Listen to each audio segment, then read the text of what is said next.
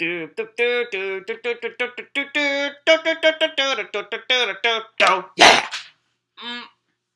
Hi kids, I'm Josiah Milky. I'm Jordan Milky. Welcome to Disney Animation Reviews.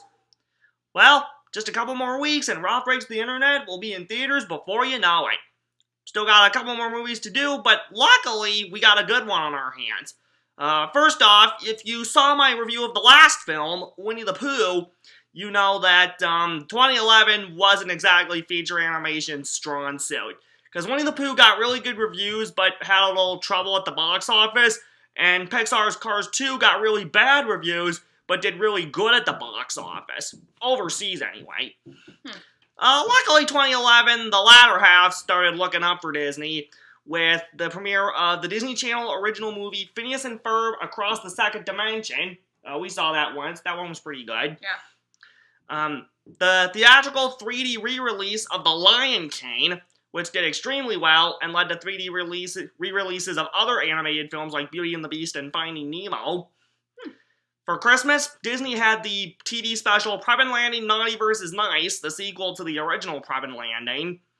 And for Thanksgiving 2011, live-action-wise, there was The Muppets, starring Jason Segel, which went on to get the best reviews and make the most money of any theatrical Muppet film to date, which was amazing considering the fact the Muppets have been out of theaters for over a decade. Mm-hmm. It also won the Muppets their first Academy Award for Best Original Song, Man or Muppet. Moving on to 2012, once again, Disney had its ups and downs. Let's see, there were live-action films like John Carter and The Odd Life of Timothy Green that didn't do so great. Mm-hmm. There was the Tinkerbell film Secret of the Waynes in the fall. The Tinkerbell films have proven themselves a worthy franchise compared to other direct-to-video Disney drac. Mm-hmm. Tim Burton made a comeback to animation with his black and white film Frankenweenie, which got really good reviews but didn't do so good at the box office. And then, the subject of today's review. First off, Pixar's summer release for 2012 was their first princess story, Brave, which got better reviews than Cars 2, but only put it in the same boat as the original Cars, and also did really well at the box office, though it did make a little less money than Cars 2 did. Oh. But the subject of today's review is Walt Disney Animation Studios' 2012 release, Disney's 52nd animated feature, Wreck-It Ralph. Which, of course, you're watching this, is the story that leads into the upcoming Ralph Breaks the Internet. Right. Wreck-It Ralph was released to theaters fall 2012. Its 6th birthday was actually yesterday. I rewatched it for the who knows how many times. But Wreck-It Ralph and Brave have quite a history together. Both films competed with each other for the Academy Award for Best Animated Feature. And you'd think that after several nominees, this was Walt Disney Animation Studios' time to finally win. But unfortunately, that wasn't the case. Pixar's Brave, once again, Pixar ended up besting Walt Disney Animation Studios, and Brave took home the Oscar for Best Animated Feature. Man, the votes were so rigged! And yeah, a lot of fans were really upset about that, myself included. If you look at the Rotten Tomatoes scores and box office reception, Brave made the most money, but Wreck-It Ralph got the best reviews. So, you know how they say money can't buy happiness? Well, I say it can't always buy awards either. Wreck-It Ralph clearly should have won. There are some who disagree. My friend Rachel Ryder says if it was her, she would have given it to Paranorman, like his follow-up to 2009's Coraline. But honestly, Oscar or no Oscar, Wreck-It Ralph is one of the best, if not the best, animated Disney feature in the last decade or so. Yeah. We'll explain why as we talk about it. First off, one thing that quickly strikes me about this movie is the world building. In a world where video game characters live and breathe and work out their lives together, similar to the cartoon characters and humans making movies in Roger Rabbit, they act like their normal video game selves during arcade hours, but after the arcade closes and all the humans leave, they're free to do whatever they want, similar to the toys in Toy Story. And this is where we meet our main protagonist, Wreck-It Ralph. Ralph, voiced by John C. Reilly, he does a good job. Yeah. He's been the video game bad guy of the game Fix-It Felix Jr. for 30 years, where he wrecks buildings, and the titular Fix-It Felix Jr., voiced by Jack McBrayer, uses his magic hammer to repair the damage. Everyone in Niceland loves Felix, but they shun Ralph because he's the bad guy. And Ralph doesn't like this very much. He wants to be the good guy. On the 30th anniversary of his game, he attends Badanon, a support group for video game bad guys, hosted by Clyde from Pac-Man. And he tells them he doesn't want to be the bad guy anymore, but they tell him that he can't mess with the program, he needs to accept who he is, so that he can have a good life for himself and the residents of his game. When we get to Game Central Station, there are plenty of opportunities. I think they do this like 3 times at Game Central Station. There are a lot of video game character cameos. From new characters and real-life video game characters like the Pac-Man characters, and numerous others that I can't even remember them all. My personal favorite video game character cameo is Sonic the Hedgehog, who makes a cameo near the beginning doing a PSA for video game safety. If you leave your game, stay safe. Okay, stay alert. yeah, don't spoil it for fans. Anyway, Ralph goes back home to find out Felix and the Nicelanders are having a party to celebrate the 30th anniversary of their game, and although he's not invited, he ends up going anyway and asks how he can be a good guy, and this is where the Nicelanders tell him, if you want to be a good guy, you have to go and win a medal like Felix, and although they're pretty sure it won't ever happen because he's the bad guy, Ralph ends up going anyway. He takes the place of a soldier in a new game, a Halo-style war game called Hero's Duty, hosted by the tough-as-nails Sergeant Calhoun, voiced by Jane Lynch from the TV series Glee. Sergeant Calhoun originally was supposed to be a boy, but the director said that an action-oriented boy hero was too boring and had been done numerous times, that the gender flip was a better idea. Despite causing a little trouble in the game, okay, actually a lot of trouble, because he's a bumbler, Ralph manages to get a medal from Hero's Duty, but accidentally unleashes a Cybog. Cybogs are the bad guys in Hero's Duty, and he and the Cybog end up getting ejected out of Hero's Duty into the candy-based racing game Sugar Rush.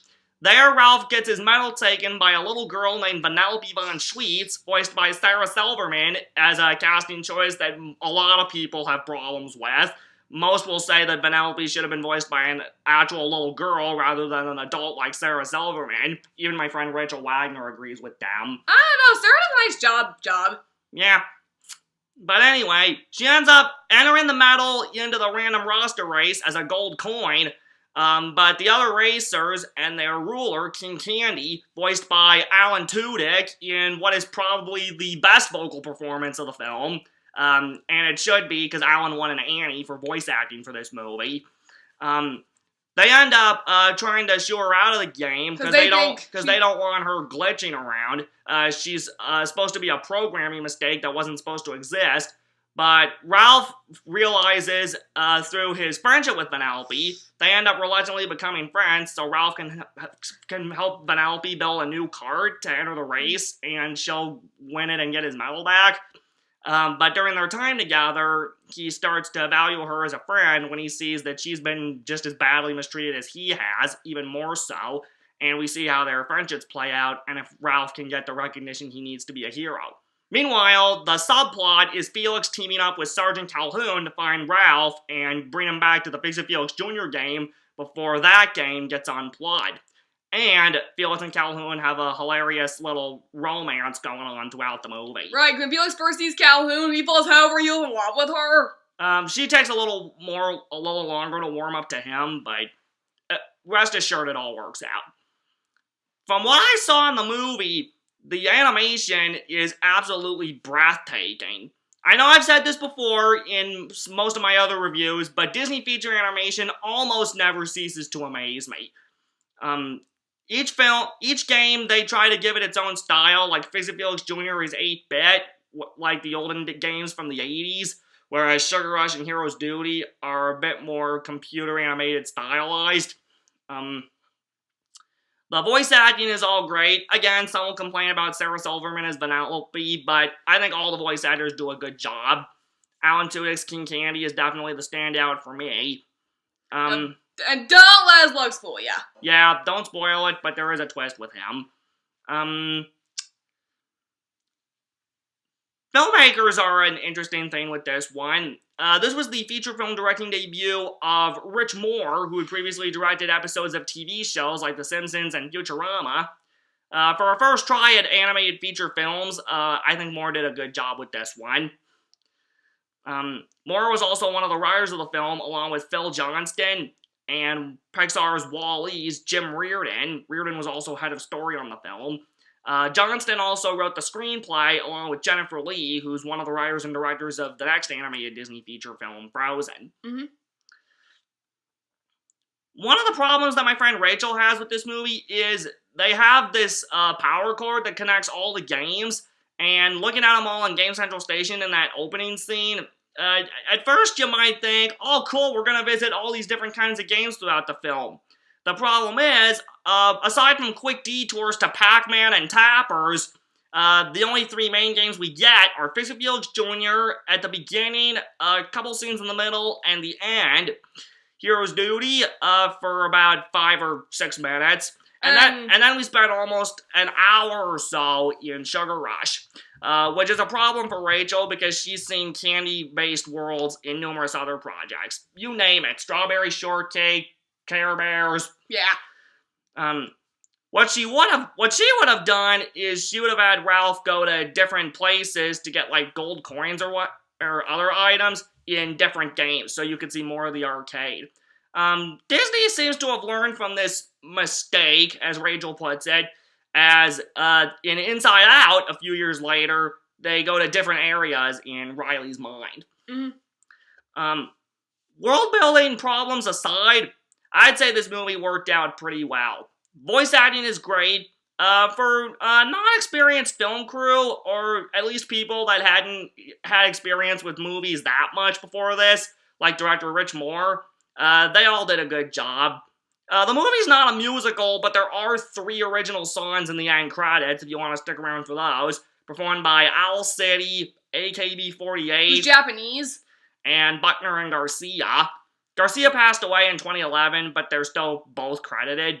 And yeah, the songs are pretty good, even if it's not a musical. And the score by film composer Henry Jackman is great. So Wreck-It Ralph might have some flaws. Parents be forewarned, the side-bike parts might be too scary for little kids under the age of 5. And there's also quite a bit of bathroom humor. That and the side-bike parts explain the film's PG rating. Yeah. But otherwise, Wreck-It Ralph is definitely worth a watch. Yes. Obviously, the reason I'm doing these reviews, if you're watching these, is Ralph Breaks the Internet will be in theaters in a few weeks, and that's, of course, the sequel to Wreck-It Ralph. I can't give my full thoughts on that film until it comes out, so let's move on to the home video release. Wreck-It Ralph was released on Blu-ray and DVD spring 2013. Most of the bonus features are relegated to the Blu-ray, including deleted scenes, a 17-minute behind-the-scenes feature, and vintage video game commercials for the 3 main games, Fix It Felix Jr., Hero's Duty, and Sugar Rush. They also have Disney Intermission, a feature that debuted on The Muppets the 2011 film, where you pause the movie and different clips play. Both the Blu-ray and DVD come with Paperman, the Oscar-winning animated short that preceded Wreck-It Ralph in theaters. Oh, sure, the short wins about the movie! Yeah, took the words right out of my mouth. Anyway, Paperman is about a guy who meets this beautiful girl at the train station and ends up trying to get her attention when he sees her across the street in a building across the street from his office. He tries to get her attention with paper airplanes. It didn't do much for me on the initial run because it's black and white, and I'm not a big black and white movie person, but I admit it has grown on me on repeat viewings. So that's our thoughts on Wreck-It Ralph. It might not be perfect, but it is Disney, so definitely give this one a watch. We've got 4 movies left before Ralph Breaks the Internet hits theaters. I appreciate everyone who's been watching these, and we'll see you next time. Remember, when you wish upon a star, your dreams come true. Goodbye!